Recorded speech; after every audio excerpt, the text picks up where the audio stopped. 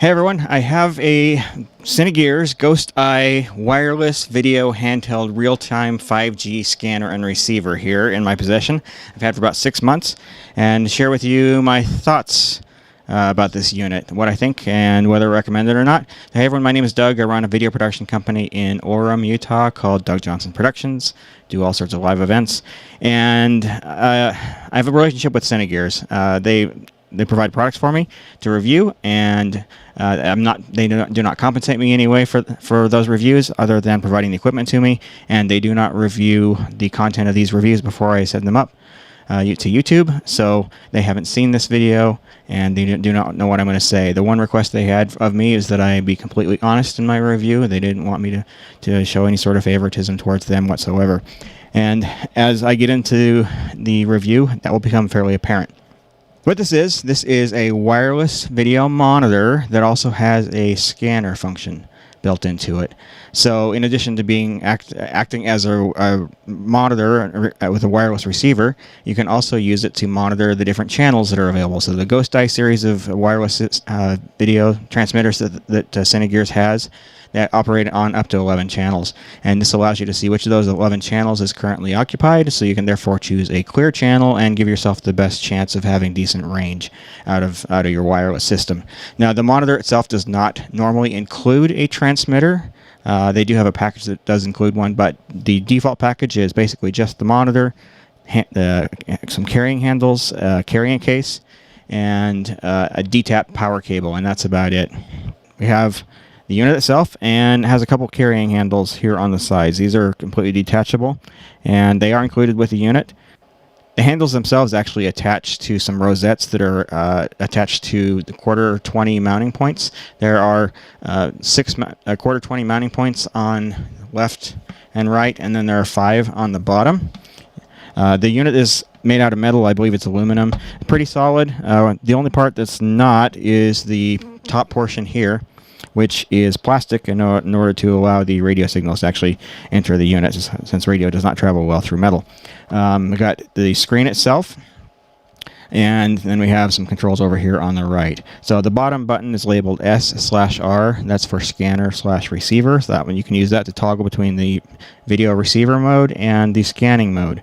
There's a menu button, and then the plus and minus button to navigate through the menu, and then a function dial, which is also used to navigate through the menus as well.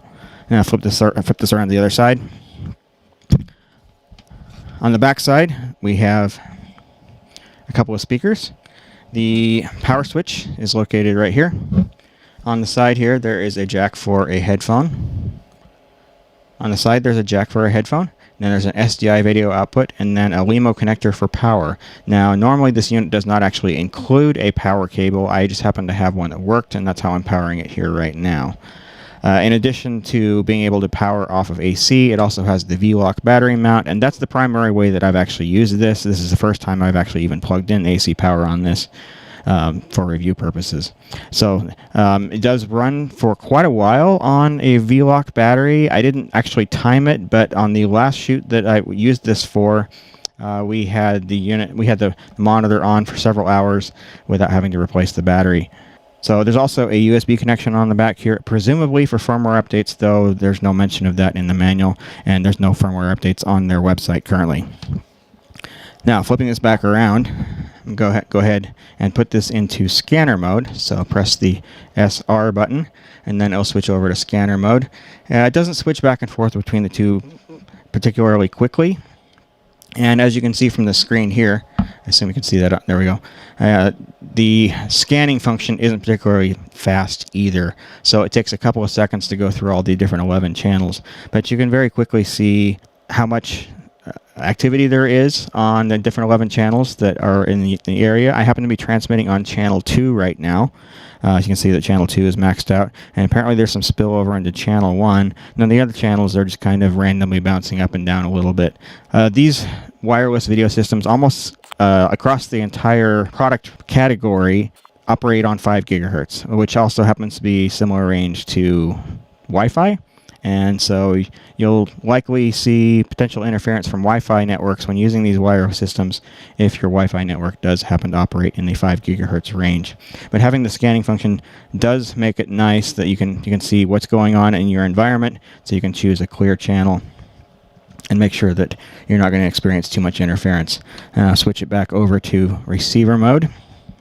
And one thing that you're going to notice here, one of the first annoyances that I noticed was that every time you switch back and forth between scanner function and receiver function, or if you cycle the power, when it comes back on, the volume is always turned up halfway. And so you may be able to hear that in the background, a little feedback, but you always have to remember to turn the volume down, otherwise you'll be getting audio from your video source, whether that be a camera or whatever, playing through the speakers on the unit. Presumably, you could get around that by putting a dummy headphone plug in the headphone jack on the back. However, that's just a little bit of an annoyance that I didn't particularly like, and the people that I was working with using this weren't fans of that either. We've used this on a movie set, and I've used it on a number of video production locations as well, and having to remember to turn the volume down every time did get a bit annoying. All right, let's go into the menu here and take a look. So the menu here was where you're allowed to, where you choose the video channel that you're using, the wireless channel, and then you can choose to include the embedded audio and the output or not. Aux focus, so this is basically your focus peaking feature. You can turn that on or off. Turn that on right now. There we go. So anything that's in focus appears to be red there. Has a couple different modes. All right, and then exposure allows you to see exposure information, so that's your zebra function. You got a couple different sub-levels there as well. It has a blue only function, which is useful for checking your color calibration. So if you can send color bars over and put it in blue only mode, make sure that the color decoding is being done properly. Not much of an issue in the world of digital video, but in the world of analog video, that was very useful. False color allows you to see if your exposure is set up properly. The intensity of the exposure is represented by different colors. Turn that back off. All right, and then moving down, safe mark allows you to see what's going to be in your final shot after it's cropped. You can turn the internal fan on and off, which is a good thing because the fan is a little noisier than I liked. So it's nice that you have the option of turning that off. And then you can adjust your picture parameters of chroma, contrast, brightness, and do a reset. And then the exit option is there at the bottom. Now, one of the weird things about that is the only way to exit the menu is to scroll all the way down to that exit option. You can't just press the menu button to get back out again. So while you're in the menu button actually acts as a select or enter button. The unit itself seems to be pretty well made, and the picture quality on the monitor is not bad. They claim it's an IPS panel. I'm not sure that I really actually believe that. It seems to act a little more like a TN panel. The viewing angles are okay, but not great. So as soon as you get a little bit off axis, the exposure does tend to be thrown off a little bit.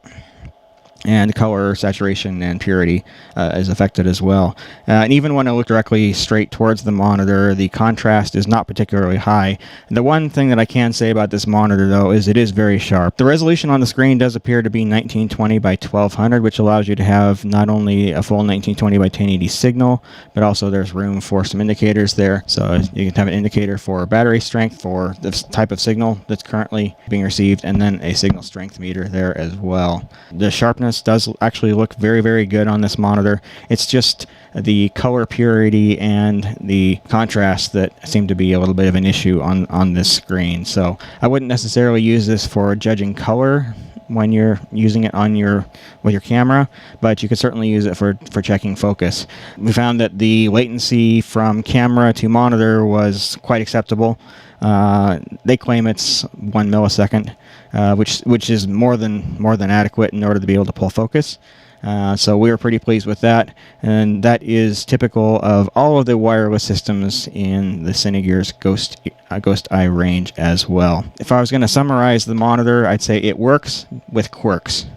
So it is a nice piece of equipment. I wish they had spent a little bit more time sort of cleaning up the software a little bit.